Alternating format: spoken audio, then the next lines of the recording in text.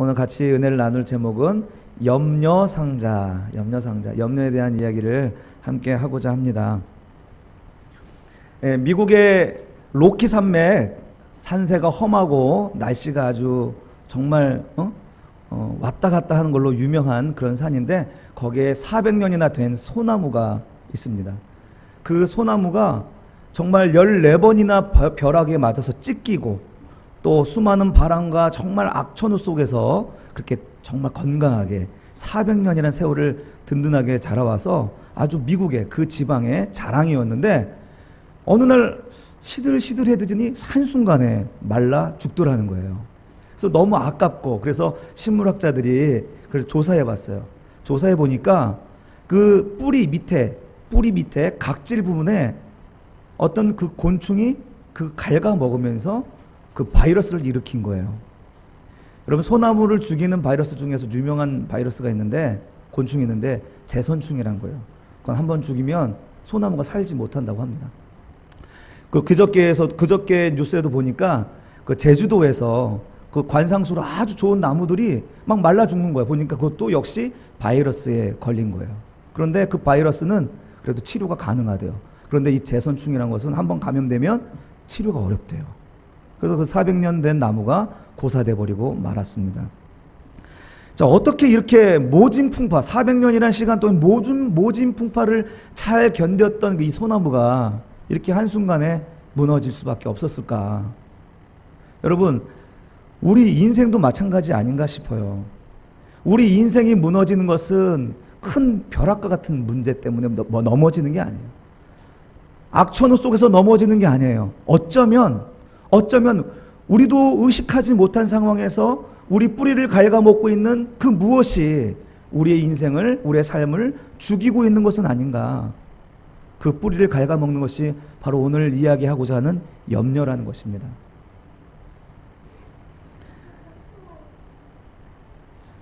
우리의 사람의 그 염려는요, 염려를 낳습니다. 그 염려에서 끝나는 것이 아니라 그 염려 때문에 또 염려를 하는데, 이게 자꾸 반복되면 습관이 돼요. 그래서 내가 염려하는 것이 내가 염려하는 것은 일상이 되어서 내가 그게 심각한 문제를 일으키지 않는다고, 심각한 문제의식을 갖고 있지 못해요. 그러나 주변에 있는 사람들은 알죠. 염려를 습관적으로 하는 사람 옆에 가면 피곤해요. 같이 있고 싶지가 않아요. 저걸 그렇게 걱정하고 있을까? 근데 습관이 된 사람들은 그것을 깨닫지 못한다는 거죠. 그래서 결국에는 사람의 영혼과 인생을 갉아먹고요, 사람의 영혼과 인생을 병들게 하는 것입니다. 그런데 여러분, 이 염려의 대부분은 어떤 염려들입니까? 바로 생활의 염려가 아닌가요? 생활의 염려. 우리가 먹고 사는 문제라는 거죠. 앞으로 우리가 어떻게 살아야 할까? 우리 어떻게 무엇을 입고 또 어떤 계획으로 우리의 삶을 정말 아름답게 풍성하게 만들까 하는 삶의 문제가 아닙니까? 그래서 이것 때문에 싸우고 이것 때문에 우리가 고생하고 있잖아요. 그런데 오늘 하나님은 우리에게 아무것도 염려하지 말라라고 말씀하고 있습니다. 25절 상반절만, 그러므로 내가 너희에게 이르노니 목숨을 위하여 무엇을 먹을까, 무엇을 마실까, 몸을 위하여 무엇을 입을까, 염려하지 마라. 염려하지 마라. 왜 염려하지 않아도 되냐? 32절에 보면요, 너희 아버지께서, 바로 우리 하나님이 우리의 아버지가 되시니까 염려하지 말라고 말씀하시는 거예요. 여러분, 아침에 우리 자녀들이 일어나면 엄마가 오늘 학교에 입을 거, 유치원에 가서 입을 거 딱 머리맡에 놔요. 일어나서 그거 입으면 돼요. 그리고 아침에 일어나가지고 엄마가 밥을 다 차려놔요. 밥상에 나와가지고 숟가락만 들면 돼요. 염려할 필요가 없는 거예요. 그거는 하나님이 우리 아버지가 되시기 때문에 우리의 필요가 무엇인지 다 알기 때문에 우리 앞서 다 준비해 주신다는 거예요. 우리 세상의 부모님들, 엄마 아빠가 그렇게 우리 자녀들에게 앞서서 입히고 먹이고 미래를 준비해 나가는데 머리를 쓰고 있는데, 하물며 우리 아버지 되시는 하나님께서 우리를 도와주지 않겠느냐 이 말입니다. 오늘 예수님이 그 말씀 하시는 거예요. 그렇다면 하나님은 어떤 아버지시기에 우리가 염려하지 않아도 되는지 좀 더 자세하게 봅시다. 자, 한번 따라해 볼까요? 하나님은 우리의 필요를 다 아시는 아버지입니다. 아멘. 우리 31, 32절 반복해서 읽어봅시다. 시작. 그러므로 염려하여 이르기를 무엇을 먹을까, 무엇을 마실까, 무엇을 입을까 하지 말라. 이는 다 이방인들이 구하는 것이라 너희 하늘 아버지께서 이 모든 것이 너에게 있어야 할 줄 아시느니라. 아멘. 예, 우리 하늘 아버지께서 우리에게 있어야 될 것들을 다 아신다라고 얘기하고 있어요. 이 아빠는 우리 자녀된 필요를 많이 알아도 다 알지는 못해요. 그 마음을 다 들여다보지 못해서 오해가 생기기도 해요. 그러나 우리 하늘 아버지는 우리의 필요와 우리의 생각과 우리 마음속에 일어나는 욕망과 욕구가 무엇인지 다 알고 계시다는 거예요. 그래서 염려할 필요 없다라고 얘기하는 거죠. 10길, 사람으로 하면 이게 한 길인데 10길 물속은 우리가 알아도 사람 한 길, 이 사람 속은 모른단 말이 있어요. 아무리 부모가 자녀를 사랑해도 우리 자녀를 다 알 수 없거든요. 내 몸에 있는 것도 우리가 알 수 없습니다. 내 몸에서 일어나는 질병이 무엇이는지 우리가 알 수 있을까요? 정밀 검사를 해서 발견되면 그제서야 깜짝 놀라서 당황하는 게 우리 인생이 아닙니까? 그러나 하나님은 달라요. 하나님은 우리의 생각도 아시고 우리 몸속에 있는 것, 우리의 체질을 모두 다 잘 알고 계시는 분이십니다. 우리 마태복음 10장 30절에 예수님께서 이렇게 얘기하십니다. 하나님에 대해서 얘기하시는데 너희에게는 머리털까지 다 세신 바 되었다라고 얘기하고 있습니다. 앞대머리가 있고요. 소갈머리가 없는 분도 있고요. 그래서 혹시 머리카락이 별로 없으니까 세실 분들도 있을지 모르지만 얼만큼 빠지고 또 얼만큼 나는지 알 수가 없어요. 이것은 하나님 우리를 그만큼 우리 자신보다 더 많이 더 잘 알고 있다라는 비유적인 표현이에요. 그런데 이렇게 잘 알고 계신 하나님이 계시는데 우리가 염려할 필요가 있느냐 이 말씀입니다. 자, 우리의 필요를 다 아신다는 것이 무슨 의미일까요? 한번 자세하게 한번 더 볼게요. 하나님 우리의 필요를 다 아신답니다. 이게 무슨 의미가 있냐? 하나님은 우리에게 항상 무한한 관심을 갖고 있다라는 거예요. 우리의 필요를 알고 있다라는 것은요, 무한한 관심이 있기 때문에 아는 거예요. 하나님 우리의 삶을 너무나 아주 자세하게 들여다보고 있어요. 여기 우리를 아신다라는 그 단어는요, 우리를 에이도라는 표현인데 관찰하다, 주목하다. 하나님은 우리 인생을 관찰한다는 거예요. 그냥 스쳐서 지나가는 정도가 아니라 관찰한다는 거예요. 여러분 학교에서 관찰할 때 사용하는 도구가 있죠. 뭐가 있어요? 돋보기. 돋보기보다 더 작은 거 볼 수 있는 거. 그렇지, 현미경. 하나님은 우리를 그와 같이 우리의 아주 보이지 아니하는 그런 부분까지 속속들이 관찰하고 주목하신다는 거예요. 하나님 우리의 인생에 대하여서 무한한 관심을 갖고 계시다는 의미입니다. 또한 하나님이 우리의 필요를 아신다는 것은요, 우리의 필요를 공급하신다라는 뜻입니다. 공급하신다는 거. 하나님께서 공중의 새도 들의 풀도 아끼시는데 하물며 너희일까 보냐, 믿음이 작은 자들아. 한 30절 읽어볼까요? 30절. 예, 6장 30절. 시작. 오늘 있다가 내일 아궁이에 던져지는 풀들도 하나님이 이렇게 입히시거늘 하물며 너희일까 보냐. 새 한 마리도 풀 한 포기도 하나님이 관심을 가지시고 아끼시는데 하물며 아들 되고 하나님의 자녀된 너희들까 보냐, 이렇게 말씀하는 겁니다. 하나님은 우리의 관심을 집중하고 우리의 필요를 채워주시는 겁니다. 또한 하나님 우리를 다 아신다, 필요를 아신다라는 말은요, 하나님이 우리를 다 이해하신다는 거예요. 하나님이 우리를 다 우리의 마음을 공감하신다는 거예요.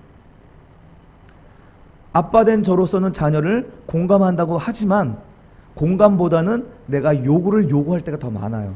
그래서 내가 사랑으로 이야기를 했지만 자녀들은 오해할 때가 많죠.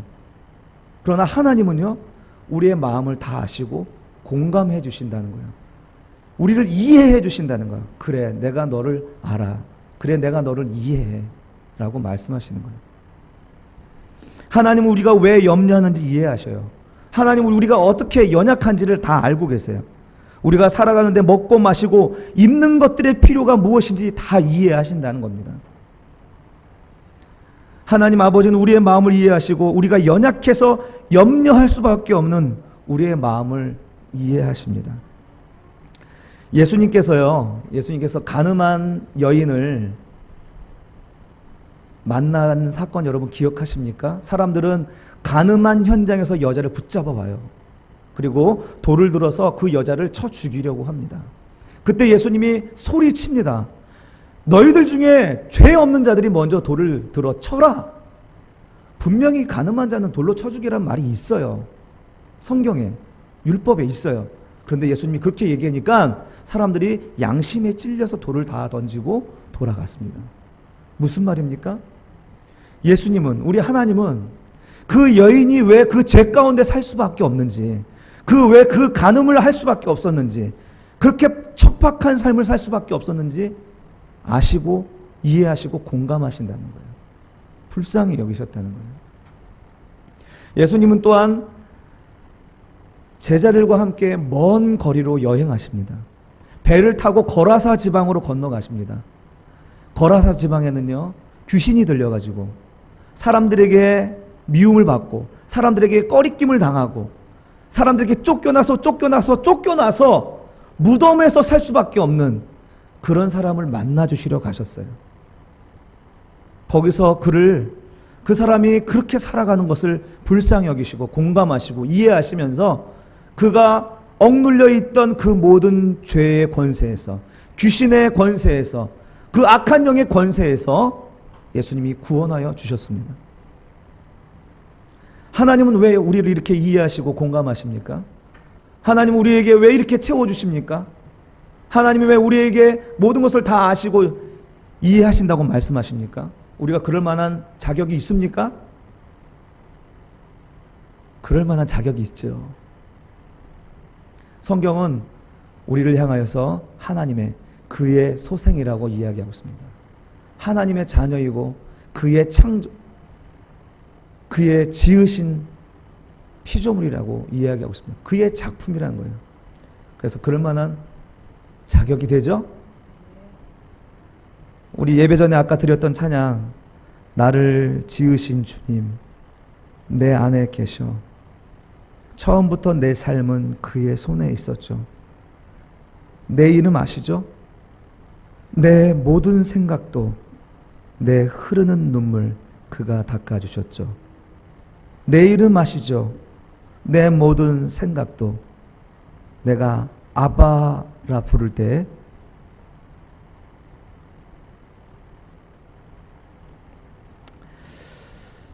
하나님은 우리의 모든 필요를 다 아시는 아버지십니다. 하나님은 우리의 마음과 생각을 다 이해해 주십니다.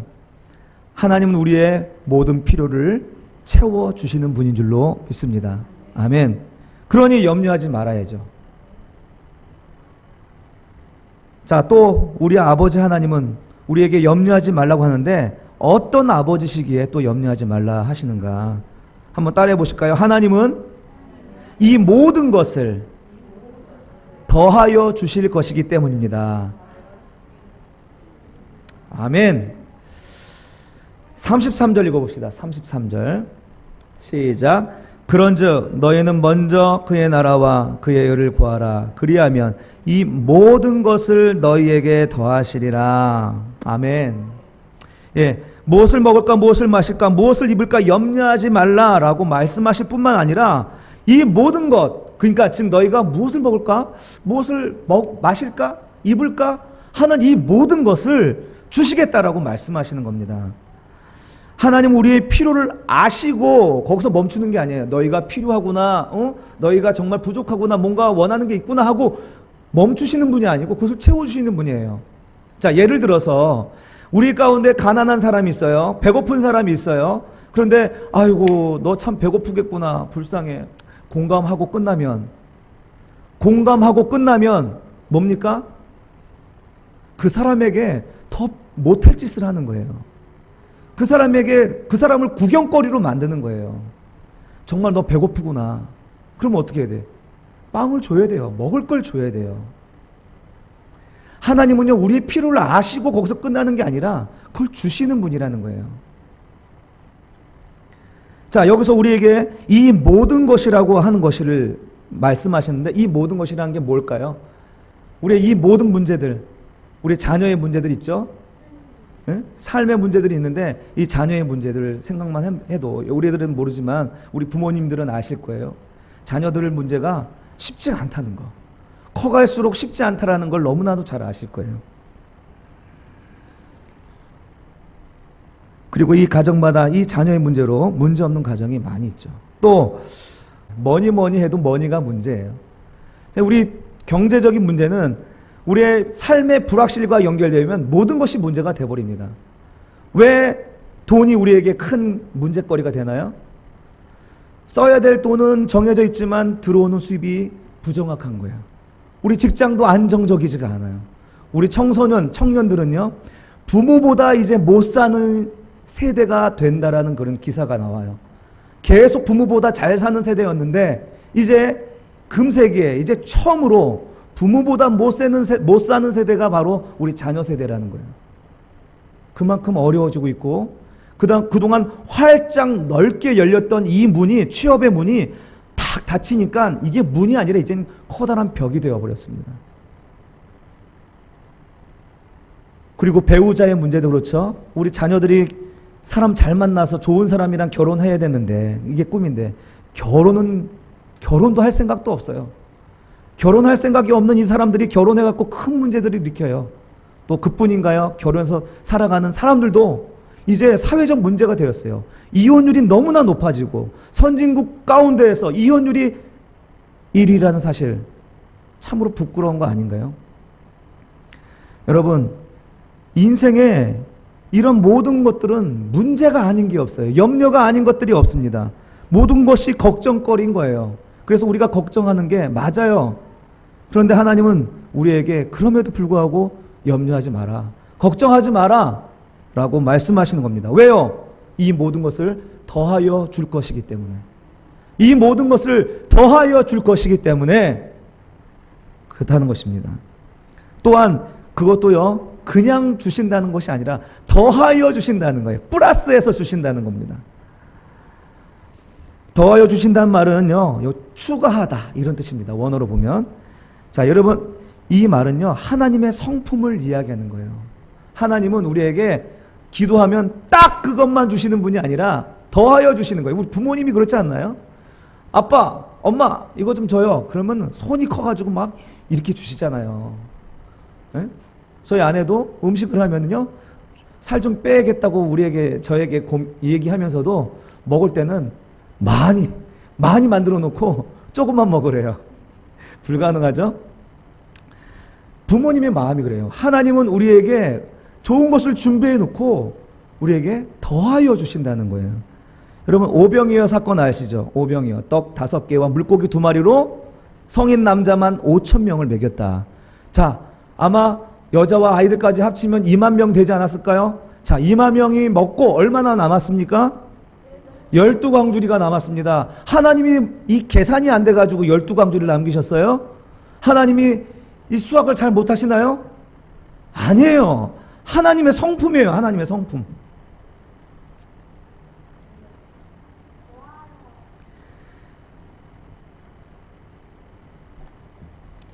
또한 우리 솔로몬 이야기도 한번 해봅시다. 솔로몬은 하나님께 지혜를 구합니다. 지혜. 하나님의 백성을 잘 다스리기 위해서 지혜가 필요해요. 하나님이 내가 너에게 무엇을 주려 했는데 지혜를 달라고 하니까 하나님이 너무 마음이 좋았어요. 금세기에 솔로몬만큼 지혜와 영화를 누린 사람이 없다고 말할 만큼 그의 영화는 대단했습니다. 그런데 하나님께서요, 그가 지혜를 구했는데 지혜만 주셨습니까? 같이 읽어봅시다. 시작. 내가 구하지 아니한 부귀와 영광도 내게 주노니 내 평생의 왕들 중에 너와 같은 자가 없을 것이라. 아멘. 지금 하나님의 지혜를 구한 솔로몬에게 부와 영광도 어떻게 해요? 더하여 주신 거예요. 더하여 주신 거.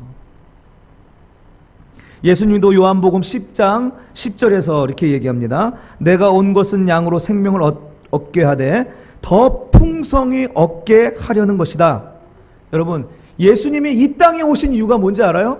바로 예수 믿는 자들, 하나님의 자녀들, 그들을 더 풍성케 하시려고 오셨다라는 겁니다. 이분이 바로 우리 아버지 하나님이세요. 이분이 바로 우리가 믿는 주님이란 겁니다. 사도 바울은 이 놀라운 진리를 깨달아서 이렇게 외칩니다. 로마서 8장 32절 한번 같이 읽어봅시다. 시작. 자기 아들을 아끼지 아니하시고 우리 모든 사람을 위하여 내주신 이가 어찌 그 아들과 함께 모든 것을 우리에게 주시지 아니하겠느냐. 아멘. 자기 아들을 아끼지 아니하고, 자기 아들보다 소중한 것이 무엇이 있겠습니까? 그런데 하나님은 우리에게 자기 아들을 아끼지 않고 주셨어요. 그분이 솔로몬의 영광을 우리에게 주지 못하겠습니까? 30절에 예수님의 그 안타까운 목소리로 하신 음성을 들어보십시오. 하물며 너희일까 보냐. 하물며 너희일까 보냐. 예수님이 말씀하시는 거예요. 하물며 너희일까 보냐. 너희를 그냥 놔두겠느냐. 환경의 사모라는 분이 있습니다. 실패한 목사의 사모입니다. 실패한 목사. 미국에 이민 목회로 떠났지만 사기를 당해가지고 목사님은 큰 상처를 입고 기도원으로 들어가서 두문불출하시고 홀로 이 환경의 사모님만이 아들 하나 딸 둘 데리고 미국에서 이제 가정 목회를 하는 거죠. 그런데 너무 가난하고 힘든 거예요. 이민 목회가 남편이랑 같이 살아도 힘든데 여인이 혼자서 그렇게 힘들잖아요. 먹고 사는 게 힘드니까 큰아들 10살 되는 큰아들한테 할아버지한테 가서 조금 네가 어려운 걸 좀 얘기하면 할아버지가 좀 도와주실 거야. 좀 도와달라고 얘기해. 근데 이 10살짜리 아들이 한단 말이요. 엄마, 할아버지보다 더 부자신 우리 하늘 아버지가 계시잖아요. 그러더라는 거예요.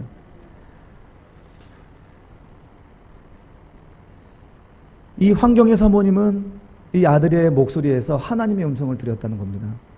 그렇지. 하나님이 아들을 통해서 내게 말씀하시는구나. 하나님은 부자인데 하나님은 모든 것을 다 가지고 계신 분인데 내가 그거를 몰랐구나. 그때부터 이 환경의 사모님은 이 생활의 염려가 올 때마다 이 염려를 바꾸어서 하나님을 온전히 믿는 믿음으로 기도하고 그리고 살아갔다. 그렇게 시작했다고 합니다. 그랬더니 정말 하나님께서는 그가 믿은 그대로 하나님을 기대하는 그 기대 그대로 하나님은 그를 넘치게 채우고 부어주셨는데 특별히 자녀들에게 복을 주셨다는 거예요. 큰아들은 보스턴 대학 4년 전액을 장학생으로 이제 졸업을 했고 뿐만 아니라 대학을 통해서 대학과 대학원 또 연구과정 10년 동안 $100만 장학금을 받았다고 합니다. 그리고 큰딸도 보스턴 대학 전액 장학생이고 둘째 딸도 하워드 대학 4년 전액 장학생으로 졸업했답니다. 여러분, 비록 목회는 실패한 것처럼 보여도 그가 이 고난과 역경 속에서 하나님을 신실하게 하나님께 맡기니까 하나님이 일하시더라는 거예요. 여러분, 우리의 삶이 실패한 것처럼 보여도 그때 우리의 마음을 돌이켜서 근심과 염려 대신 하나님을 신실하게 붙잡을 때 우리 하나님이 일하여 주실 줄로 믿습니다. 우리 자녀들을 가르쳐 보면요, 수학이든 과학이든 영어든 모르는 문제가 나와요. 모르는 문제가 나오면 자녀들이 대부분 낙심을 합니다. 막 실망하고 막 하면서 낙심하고 울어요. 근데 그게요, 모른다고, 물론 저 같은 경우는 모르는 문제 나오면 그냥 안 풀었어요. 고민 안 했어요. 근데 열심히 하려고 하다 보니까 고민이 되고 낙심이 되는 거예요. 왜 모르겠습니까? 그런데 모르는 문제 만났다고 울고 있으면 부모 마음이 좋아요, 안 좋아요? 부모 마음이 안 좋아요. 왜요? 아니, 선생님이 있는데 선생님한테 물어보면 알 수 있는 거잖아요. 내가 다 공부 이미 다 해가지고 선생님을 가르쳐 주기 위해서 선생님이 존재하는 게 아니잖아요. 내가 모르니까, 모르는 것 때문에 존재하는 분이 선생님인 거예요. 마찬가지입니다. 우리 인생에 모르는 문제를 만났을 때 그 모르는 문제 때문에 낙심하고 울고 앉아 있으면 하나님이 기뻐하지 않는다는 거예요. 하나님은 이 문제를 모르는 문제를 만나면 선생님에게 물어보라고 말하는 거예요. 모르니? 그래, 물어봐. 그게 정답이야. 그게 답이야. 우리가 우리 인생에 모르는 문제 앞에서 좌절하지 말고 낙심하지 말아야 할 이유가 바로 여기에 있는 것입니다. 하나님은 우리에게 가르쳐 주시되요, 더 많은 것을 가르쳐 주시려고 하시는 분이에요. 만약에 이런 하나님이 계신데도 불구하고 여전히 내가 낙심 가운데, 염려 가운데 울고 있으면 하나님 무시하는 거예요. 안 그렇습니까? 선생님이 분명히 앞에 계신데 몰라 하고 울고 책상에 엎드려서 누워 있으면은요, 저 앞에서 있는 선생님을 무시하는 거예요. 쟤 왜 저러지? 선생님한테 물어보면 될걸? 우리가 우리의 염려와 고민거리를 가지고 이와 같이 하나님께 드리지 못하고 여쭙지 못하고 낙심하고 염려 가운데 빠져 있으면 그건 하나님을 무시하는 거예요. 염려할 필요가 없는 줄로 믿습니다. 이처럼 아버지 하나님께서 우리의 필요를 다 아시고 이 모든 것을 더하여 주시는데, 그러면 우리는 어떻게 하면 될까요? 오늘 본문의 말씀은 이렇게 얘기합니다. 31절 제가 읽어볼게요. 염려하여 이르기를 무엇을 먹을까? 무엇을 마실까? 무엇을 입을까? 하지 말라. 33절 읽어봅시다. 다 같이. 그런즉 너희는 먼저 그의 나라와 그의 의를 구하라. 그리하면 이 모든 것을 너에게 더하시리라. 우리가 어떻게 하라는 거예요? 너희가 무엇을 먹을까? 무엇을 마실까? 무엇을 입을까? 그거 대신에 어떻게 하라고요? 먼저 하나님의 뜻을 구하라는 거예요. 하나님의 뜻. 여러분, 이것은 수학 공식이랑 똑같아요. 자, 문제가 있어요. 이 문제는 염려라는 데다 대입하면 답이 없어요. 염려는요, 전혀 맞는 공식이 아니에요. 우리 미궁에 빠져요. 염려를 대입하면. 그러나 이 문제를 바로 하나님의 뜻이라는 공식에다 딱 대입하면 답이 있어요. 아멘? 그래서 우리의 삶의 모든, 무엇을 먹을까, 무엇을 마실까, 입을까 하는 우리 생활의 모든 염려, 이것은 염려거리가 아니라는 거예요. 이것을 도리어 하나님의 뜻에 대입하면 답이 있다. 할렐루야. 우리의 기도도 마찬가지입니다. 우리가 염려함으로 기도하면 안 돼요. 하나님의 뜻을 소망하며 기도하는 것입니다. 모르고 사는 즐거움이라는 책을 쓴 어니 젤린스키라는 사람이 있습니다. 여러분 들어봐서 알겠지만 우리 인생의 96%는 쓸데없는 고민이라는 거예요. 쓸데없는 염려라는 겁니다. 40%는 절대 일어나지 않는 그런 것인데 염려한대요, 사람들이. 40%. 또 30%는 이미 일어난 일이에요. 이미 일어났으니까 어쩔 수 없는 거예요. 어쩔 수 없는 거 가지고 걱정한다는 거예요. 그리고 22%는 사소한 거, 염려거리도 아닌데 염려한다는 거예요. 저거 먹고 싶은데 염려거리도 아닌 거 가지고 막 억울해하고 고민하면 이게 안 되죠. 그리고 나머지 8%가 남았는데 이 4%는, 그 중에 4%는요 우리 힘으로 어쩔 수 없는 천재지변과 같은 일들이라는 거죠. 나머지 4%도 마찬가지입니다. 우리가 어떻게 노력해도 변하지 아니하는 그런 상황을 가지고 우리가 고민한다는 거예요. 쓸데없는 걱정이고 마땅히 걱정해야 할 이 4%조차도 우리가 염려한다고 해서 해결될 일이 아니라는 건데, 우리 인생은 이 아무 문제도 아닌 거 가지고 씨름하고 고민한다는 거예요. 여러분 지금 여러분 가지고 있는 고민이 있습니까? 걱정이 있습니까? 혹시 절대 일어나지 않을 일 갖고 걱정하는 거 아닙니까? 아니면 이미 지나간, 이미 일어난 일인데 그거 가지고 혹시 걱정합니까? 근심 걱정할 거리도 아닌데 가지고 걱정합니까? 영국의 영화 제작자이면서 사업가인 아서 랭크라는 사람이 있는데요. 그가 이제 사업가이고 돈을 만지다 보니까 정말 고민거리가 많은 거예요. 하루라도 좀 염려 안 하고 고민 안 하고 살았으면 좋겠다. 이런 생각에 좀 하루라도 좀 쉬고 싶어서 좋은 아이디어를 짜냈어요. 그게 뭐냐면 이런 상자를 하나 만드는 거예요. 이런 상자. 그리고 여기다가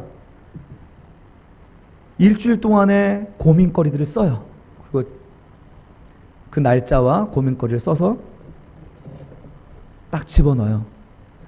그리고 수요일만 이걸 꺼내다 보는 거예요. 그래서 수요일, 수요, 염려 상자 이렇게 만들었다는 거죠.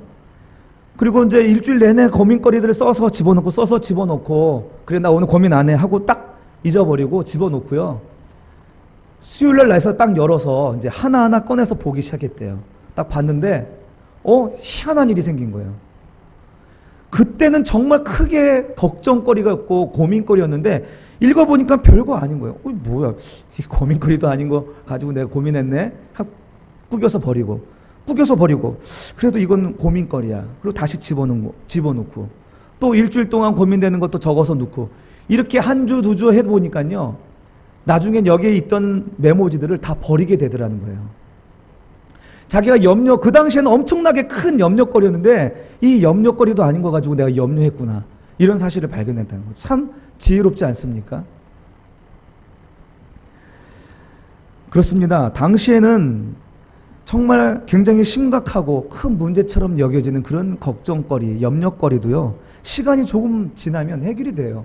뭐 시간이 약이란 말도 있잖아요. 주님은 그래서 너희가 염려하지 말라. 아무 염려하지 말라. never. 그래서요, 우리 베드로전서 5장 7절. 베드로전서 5장 7절 우리 힘있게 확신 가지고 한번 읽어봅시다. 앞에 있습니다. 시작. 너희 염려를 다 주께 맡겨버려라. 이는 저가 너희를 권고하심이라. 아멘. 아멘. 자, 우리에겐 이 염려상자가 아닌 희망상자가 있습니다. 바로 주님이에요. 우리 주님께 다 맡겨버리면 주께서 다 권고해 주시고 아무 문제가 아닌 것으로 해결해 주신다는 거예요. 그리고 이 염려를 이제 더 적극적으로 감사로 바꾸라는 거예요. 자, 빌립보서 4장 6절. 빌립보서 4장 6절. 다시 한번 읽어봅시다. 시작. 아무것도 염려하지 말고 다만 모든 일에 기도와 간구로 너희 구할 것을 감사함으로 하나님께 아뢰라. 아멘. 자, 염려 대신 뭐라고요? 감사. 염려 대신 감사. 왜요? 하나님이 우리 아버지시기 때문인 거예요. 왜요? 하나님이 우리 필요를 아시기 때문에 그렇습니다. 또 왜 그렇습니까? 하나님이 우리 필요를 넘치도록 더하여 주실 것이기 때문에 염려할 필요가 없고 오히려 감사해야 한다는 겁니다. 할렐루야. 이제 말씀을 맺겠습니다. 하나님 아버지는 우리에게 이 모든 것이 있어야 할 줄 아시는 아버지십니다. 우리에게 온 관심을 집중하고 계신 분이십니다. 우리를 가장 잘 아시고 우리의 연약함을 이해해 주시고 우리를 책임져 주시는 분입니다. 그리고 더 좋은 것으로 더하여 주신다고 말씀하십니다. 더 많은 것으로 더하여 주신다고 오늘 말씀하여 주셨습니다. 그러므로 우리가 추구해야 할 것은 먼저 하나님의 뜻을 구하는 삶입니다. 하나님의 나라와 뜻을 구할 때에 하나님이 우리에게 있어야 할 것들이 무엇인지 그것을 다 줄 뿐만 아니라 더하여 주신다고 말씀하고 있습니다. 우리 앞에 그 모든 것을 더하시는 하나님의 축복이 있을 줄로 믿습니다. 따라 합시다. 하나님은, 우리 크게 한번 합시다. 하나님은 우리의 필요를 아십니다. 하나님은 우리를 이해하십니다. 하나님은 우리에게 더하여 주십니다. 우리 찬양하면서 아까 불렀던 찬양 있죠? 찬양하면서 함께 우리 기도했으면 좋겠는데요. 나를 지으신 주님.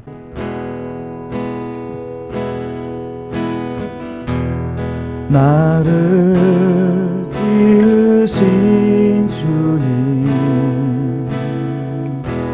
내 안에 계셔 처음